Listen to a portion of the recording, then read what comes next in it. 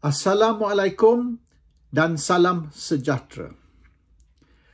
Hari ini, Sri Paduka Baginda Yang di-Pertuan Agong telah titah supaya orang politik ni berdamai, bekerjasama dan mencari satu jalan untuk nak selesaikan masalah ekonomi negara. Dan banyak perlu dibuat untuk nak mengatasi masalah ekonomi, dan ini hanya boleh dibuat sekiranya orang politik ni tidak buat kecoh. Sekarang ni, gambaran yang diberi, persepsi yang diberi ialah politik Malaysia ni kecoh. Dan ada tekanan terhadap Perdana Menteri Ismail Sabri Yaakob untuk bubar parlimen dan mengadakan pilihan raya umum atau PRU 15 tergempar. Mereka nak perkara ni dilakukan serta-merta dan pilihan raya diadakan dalam masa sebulan atau habis lewat 2 bulan dari sekarang. Dan oleh kerana persepsi atau gambaran yang diberi yang politik Malaysia ni tidak stabil, kecoh, maka pelabur-pelabur asing takut nak labur di Malaysia. Sebab pelabur asing ni, mereka tidak berani melabur di dalam satu negara di mana akan berlaku huru-hara, rampas kuasa, tumpah darah dan sebagainya. Dan ini gambaran yang diberi.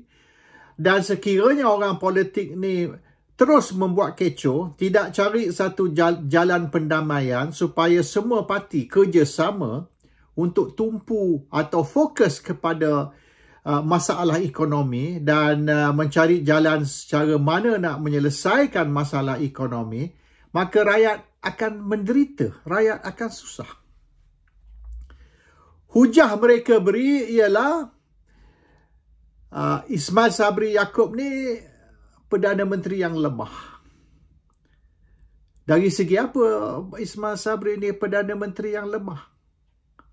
Mana tahu Ismail Sabri tidak ada satu rancangan ataupun dalam proses mereka dan melaksanakan satu rancangan untuk mengatasi masalah ekonomi. Dan kita perlu bukan short term remedy ataupun 2-3 bulan punya plan. Kita perlu rancangan 5 tahun, 5-year plan on how to solve the economic problems, on how to bring Malaysia back to the correct economic footing. This needs sekurang-kurang rancangan 5 tahun, bukan rancangan 5 bulan. Dan ini di dalam proses. Tapi tak perlu Ismail Sabri menjerit sini, menjerit situ, macam Pakatan Harapan. Hari-hari menjerit tentang apa mereka akan buat, tapi apabila mereka berkuasa, apabila mereka memerintah, tak buat satu apapun. Setakat menjerit apa yang mereka cadang, apa yang mereka harap, tapi akhirnya tidak ada harapan. Dan semua cadangan-cadangan tak jalan satu pun. Itu bukan style Ismail Sabri Yaakob. Kalau itulah yang mereka tafsir sebagai Perdana Menteri lemah. Yang pentingnya, politik Malaysia ni tidak kecoh. Pembangkang menyokong Perdana Menteri Ismail Sabri. Mereka tidak ada hasrat nak menjatuhkan Perdana Menteri ataupun nak meluluskan atau membentang satu usul undi tidak percaya di Parlimen. Dan bajet yang akan dibentang dan dilulus bulan Oktober ni, kalau mereka nak jatuhkan Perdana Menteri, senang. Mereka sekat bajet. Jangan lulus bajet. Bermaknanya menentukan yang undi untuk bajet ni tidak dapat undi majoriti. Simple majority.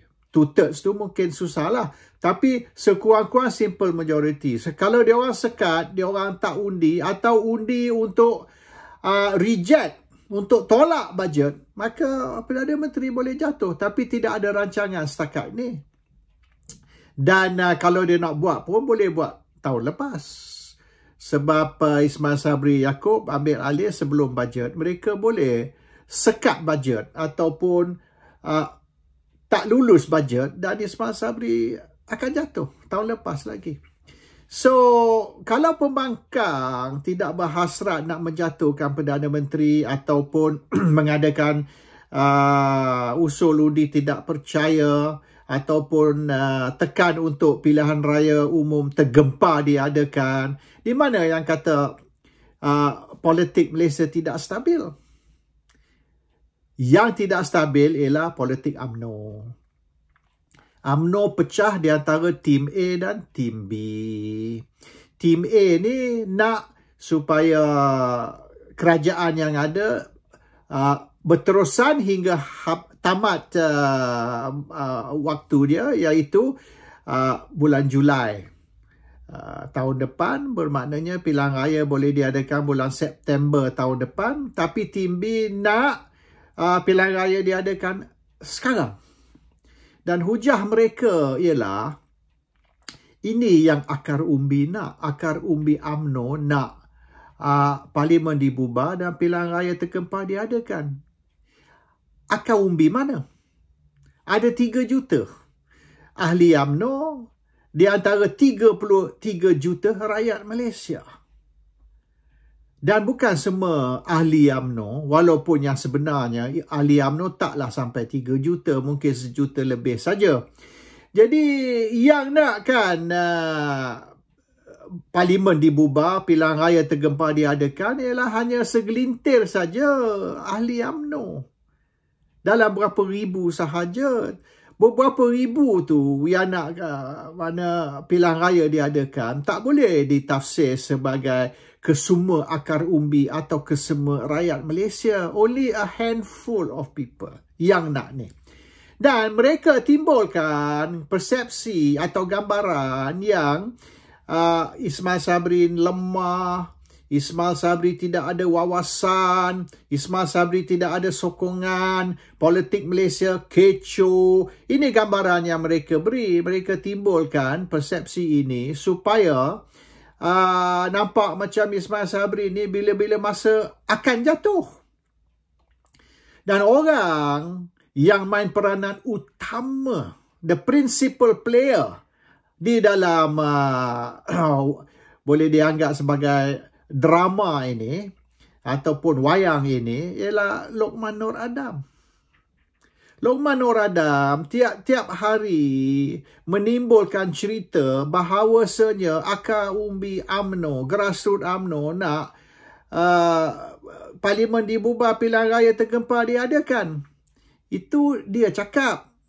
Tak ada bukti. Dia cakap saja. Dan dia memberi persepsi yang Ismail Sabri ni derhaka. Derhaka kepada parti. Parti nak. Ini tindakan parti. Parti nak parlimen dibubar, pilihan raya tergempar diadakan. Tapi Ismail Sabri ni langgar kehendak parti. Tidak ikut kehendak parti. Tapi hari itu Najib Tun Razak berkata tentang bubar parlimen dan mengadakan pilihan raya. Tarikh yang sesuai itu akan ditentukan oleh the top 5 leaders, iaitu Presiden, Timbalan Presiden dan 3 naib Presiden. Mereka lah yang akan bertindak ataupun membuat keputusan untuk menentukan bila pilihan raya patut diadakan. Lokman pula tak setuju. Dia kata mesti dibuat sekarang. Sebab ini apa yang parti nak. Jadi, kalau Najib dah kata the top 5, maknanya Presiden Timbalan dan naib Presiden akan menentukan. Sebab apa lagi Lokman serang Perdana Menteri, attack Ismail Sabri dan tuduh Ismail Sabri tidak menghormati atau tidak mengikut kehendak parti. Jadi ada maknanya contradiction atau contradictory statement di sini. Parti ke yang nak ataupun Lokman yang nak. So this is the problem. Lokman ni mengikut cerita dalam UMNO, Lokman ni bekerja untuk pemimpin tertentu untuk nak pressure atau tekan Ismail Sabri Dan ini disahkan, dikonfirm oleh mana ibu pejabat UMNO. Budak-budak penerangan. Mereka yang in charge penerangan UMNO tu, itu boleh dianggap sebagai the official information unit of UMNO. Tapi ada lagi satu unofficial information unit of UMNO yang diketuai oleh Lokman Adam. Dan Lokman Adam ni, he reports to, bukan Perdana Menteri, he reports to a certain UMNO leader. Jadi ini is something yang kita anggap sebagai friendly fire, iaitu kita tembak orang kita sendiri. Dalam peperangan ni, bila kita tembak orang kita sendiri, kita panggil friendly fire.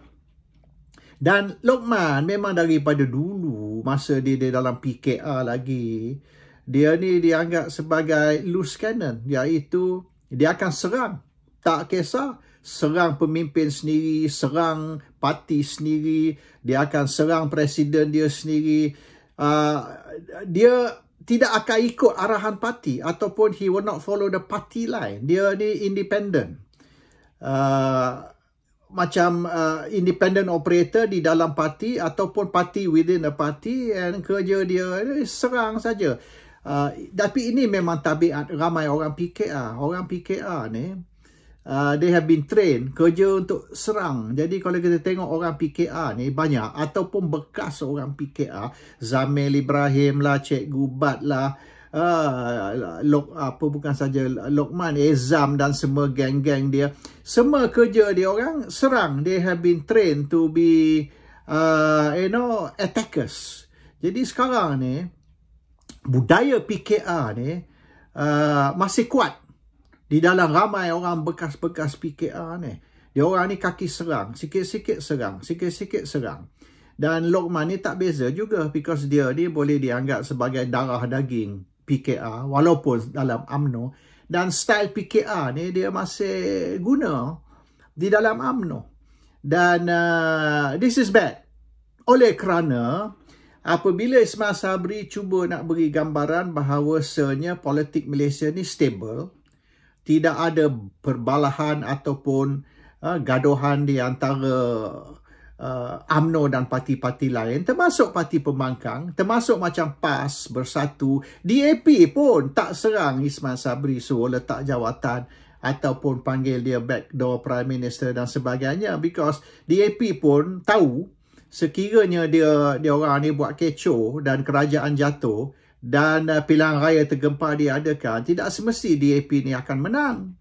Sebab orang pun masih marah dengan DAP. Masa DAP kerajaan selama 22 bulan dulu, banyak kesilapan DAP buat. So DAP pun not in a hurry lah untuk nak jatuhkan kerajaan.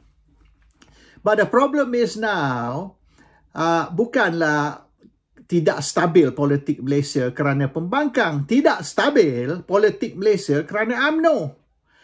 Ataupun lebih khusus, tim B di dalam UMNO, iaitu tim anti Perdana Menteri yang nak jatuhkan Perdana Menteri. Jadi mereka maknanya membangkitkan isu macam Ismail Sabri ni tidak patuh kepada kehendak parti, Ismail Sabri tidak dengar grassroots ataupun akar umbi UMNO, Ismail Sabri ni tidak mau bubar parlimen, dan adakan pilihan raya tergempar kerana dia takut hilang kuasa dan macam-macam lagi. So it's UMNO that is creating this perception of not instability in the political scene. Bukan pembangkang. Dan yang memain boleh katakan peranan utama di dalam gulungan tim B ni is Lokman. So kalau under any circumstances lah, kalau nak ikut kezalimannya, tindakan disiplin boleh ambil terhadap Lokman, tapi tidak ada orang nak buat lah. Sebab ramai pun yang di dalam lembaga disiplin tu, mereka pun tidak mau, because Lokman telah pun ni tindakan disiplin diambil terhadap dia satu masa dulu.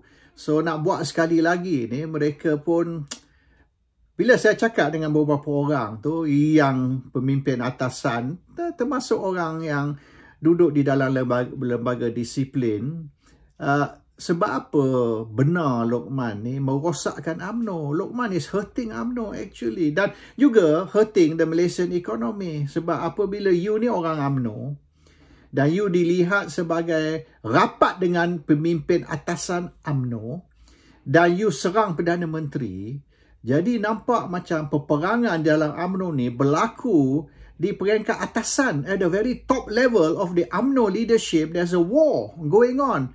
Tak kena-mengena dengan grassroots atau akar umbi. This is top leadership yang berperang.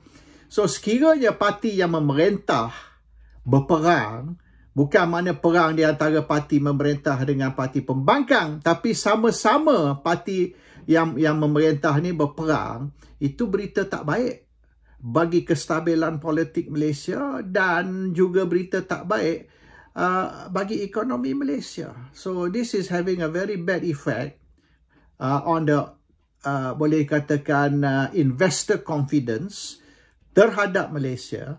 The perception is Malaysia is a very unstable country. It has got unstable politics. And sementara orang di peringkat atasan UMNO ni berperang sama sendiri, ekonomi terjejas dan rakyat menderita. So the implication is very bad oleh kerana this perceived war between the UMNO top leadership is creating confidence deficit, is affecting the economy and hurting the rakyat. Dan inilah yang sebenarnya message dari Sri Paduka Baginda yang di Pertuan Agong hari ini. Stop the fighting, stop creating this perception of very unstable politics or political situation, and focus on solving the economic problem for the good of the rakyat. Assalamualaikum, salam sejahtera.